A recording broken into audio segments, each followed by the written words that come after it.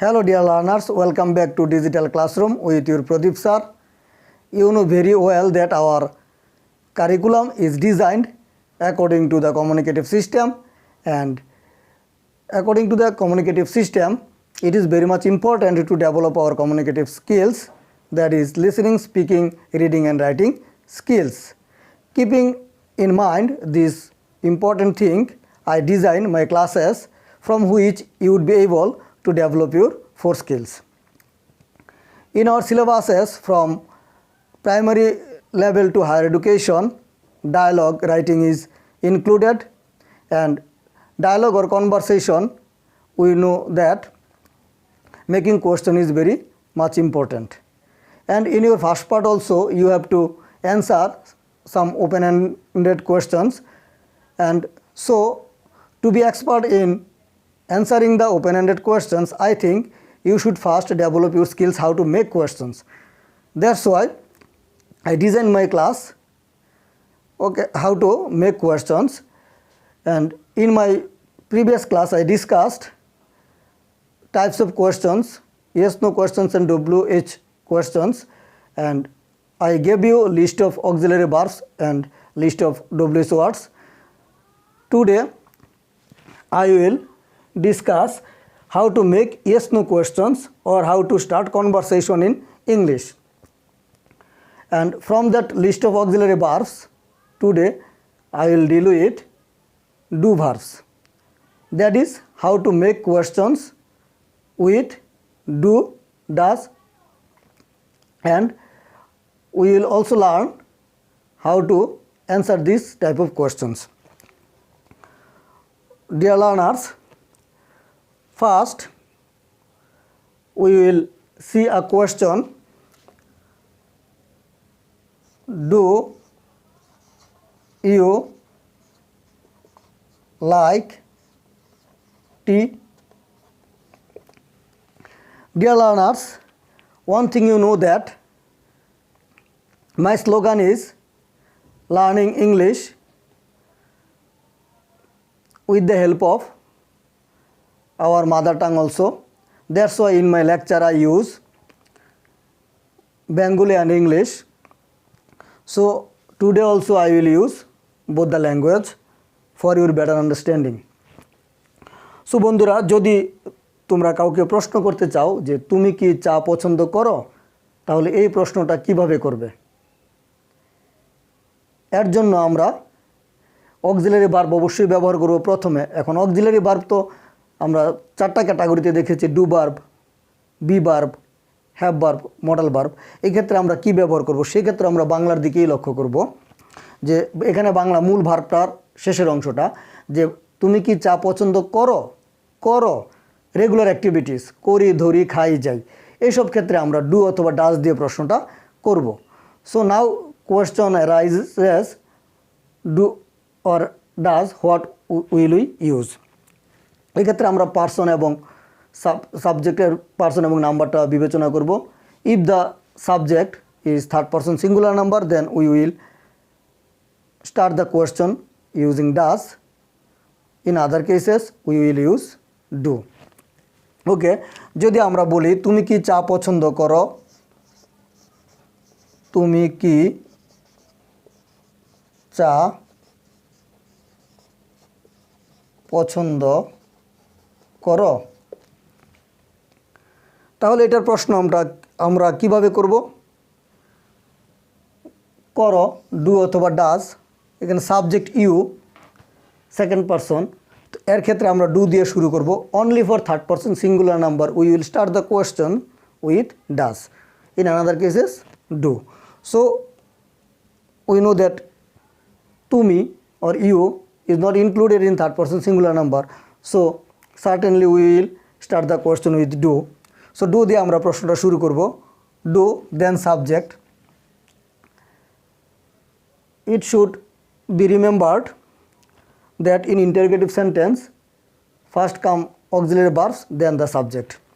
So do then subject you, do you then verb V1, okay, then the object. So তুমি কি চা পছন্দ করো, এই ধরনের প্রশ্নগুলো আমরা করব। Do you like T.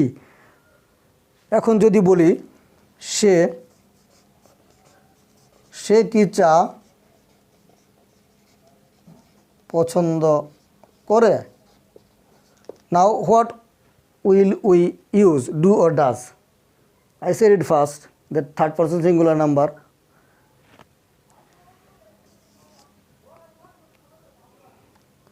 For third person singular number we will use does.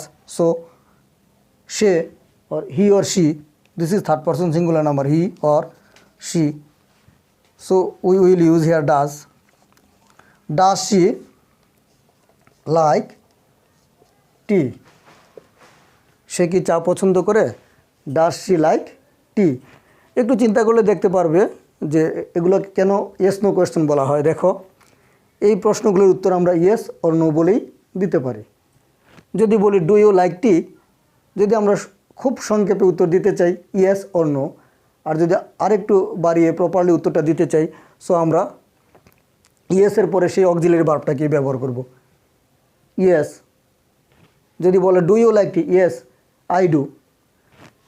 সে কি চা পছন্দ করে, does he or she like tea, yes he or she does. এটুকু বললে আমাদের সুন্দর উত্তর দেওয়া হয়ে যায়।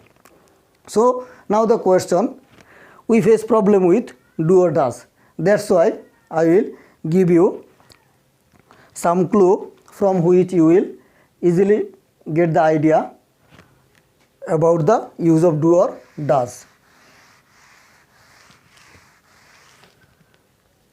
আমরা কোথায় ডু ব্যবহার করব এবং ডাজ ব্যবহার করব এটা দেখব এইভাবে। ডু সাবজেক্ট যখন হবে I, you, we and any plural subject, any plural subject, any plural subject. Do তখনই বসবে এখানে সাবজেক্ট যখন আই হবে, ইউ হবে, উই হবে, অথবা এনি প্লুরাল সাবজেক্ট, যে কোনো প্লুরাল সাবজেক্ট, অর্থাৎ একের অধিক কোনো সাবজেক্ট হলে আমরা ডু দিয়ে ব্যবহার করব। তারপরে আমরা ভার্বের বি ওয়ান রাখবো। বাংলাগুলো যখন হবে করি, ধরি, খাই, যাই, এরকম রেগুলার অ্যাক্টিভিটিস। ওকে, আর ডাজ ব্যবহার করব আমরা কখন? ডাজ ব্যবহার করব হি, she, it, any name, অর্থাৎ যে কোনো নাম, যে কোনো নাম হলে আমরা ডাজ ব্যবহার করব। এই কথাটাকে আমরা এক কথায় বলে ফেলি third person singular number, third person singular number, singular number. So অনেকেই এটা সমস্যা মনে করে যে থার্ড পারসন সিঙ্গুলার নাম্বার কথাটা চলে আসলে এটার মধ্যেই ঘুরতে থাকে, যে এটা থেকে বের হওয়াটা কঠিন হয়ে যায়। যার কারণে আমি ইজি ওয়েতে লিখেছি, এভাবে তোমরা ডিলিং করে মনে রাখবে। Does he she it any name, does he she it any name, does he she it any name plus V1। অর্থাৎ ডাজ ব্যবহার করব আমরা যখন সাবজেক্ট হি হবে, শি হবে, ইট হবে, অথবা যে কোনো নাম হবে, অর্থাৎ any single person and he must be third person. So এই স্ট্রাকচারটা আমরা কয়েকবার ডিলিং করলেই এই ব্যাপারটা আমাদের ইজি হয়ে যায়। ডু ব্যবহার করব আমরা I, you, we, any plural subject, do plus I, you, we, any plural subject, does plus he, she, it, any name or third person singular number, does he, she, it, any name or third person singular number, R V1 হবে প্রতি ক্ষেত্রেই। I think you got the idea. Now we will go to the example. Okay. এবং এখন আশা করি তোমরা প্রশ্ন তৈরি করতে পারবে, ডু এবং ডাজ নিয়ে কোনো সমস্যা ফেস করবে না। তো এখন মনে করো যে একটা ডায়লগ আকারে আমি দিচ্ছি। রহিম প্রশ্ন করতেছে করিমকে, রহিম প্রশ্ন করবে করিমকে,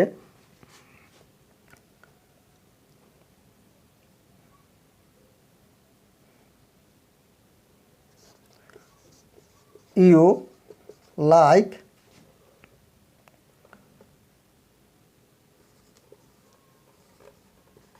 সুগার, এখানে আমি গ্যাপ রেখেছি, গ্যাপটা তোমরা ফিল আপ করবে। রহিম কাকে বলছে? করিমকে বলছে। এখানে আমরা করিম নামটা উল্লেখ করে দিতে পারি।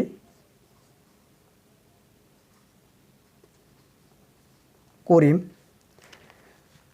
We know that Karim third person singular number, but subject হিসেবে এখানে ব্যবহৃত হয়েছে কি? ইউ, অর্থাৎ রহিম করিমকে ইউ বলে সম্বোধন করেছে। সো এক্ষেত্রে আমরা অক্সিলারিটা কি ব্যবহার করব? হ্যাঁ, অবশ্যই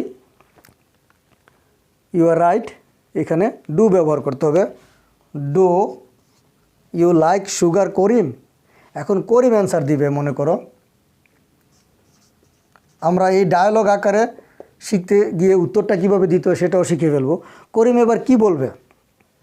ইন শর্ট ফর্মে শুধু ইয়েস অর নো বললেই হয়, কিন্তু প্রপার ওয়েতে আমরা বলবো ইয়েস অর নো অবশ্যই ব্যবহার করব। যদি বলি ইয়েস, ইয়েস, করিম অবশ্যই নিজের জন্য সাবজেক্ট আই ব্যবহার করবে। ইয়েস আই, দেন অক্সিলারি ভার্বটাকে ব্যবহার করতে হবে। Yes I do, yes I do. আর যদি মনে করো যে করিমের মতামত নেগেটিভ হয়, তাহলে সে প্রকাশ করবে এইভাবে, no I do not, or I don't. Okay, অর্থাৎ incomplete sentence, I do not like sugar or I don't like sugar, no I do not, এটুকু বললেই সুন্দর উত্তর দেওয়া হয়ে যায়। এখন রহিম যদি তাকে জিজ্ঞেস করে, সালাম মনে করো যে তাদের আরেকজন বন্ধু, রহিম এবার করিমকে জিজ্ঞেস করতেছে সালাম সম্পর্কে, তখন কি হবে? সালাম ডু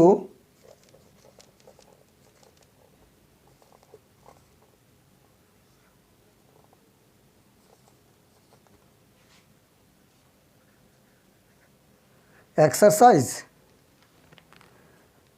রহিম প্রশ্ন করতেছে করিমকে সালাম, তাহলে এখানে কি ব্যবহার করবে? Does Salam, yes does, right you are, does সালাম।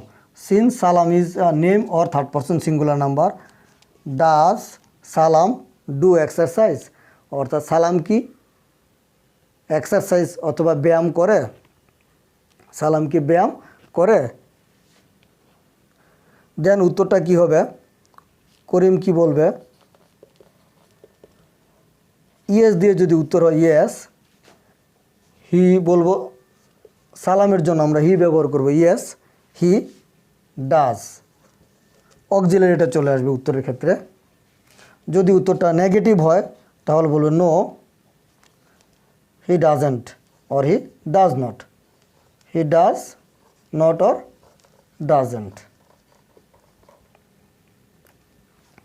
সো বন্ধুরা, আশা করি তোমরা কিভাবে ডু এবং ডাজ দিয়ে প্রশ্ন করবে এবং সেটার উত্তর করতে পারবে সেটা বুঝতে পারছো।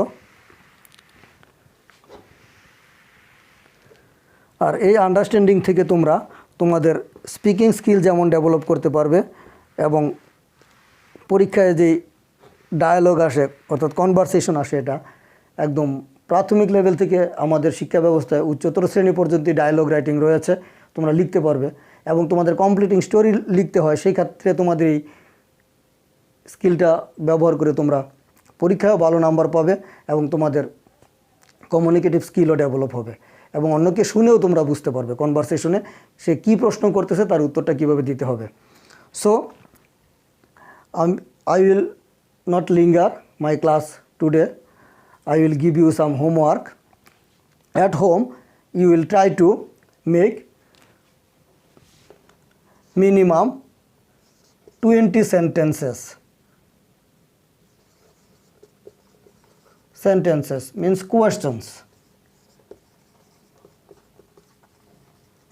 Questions with do, does.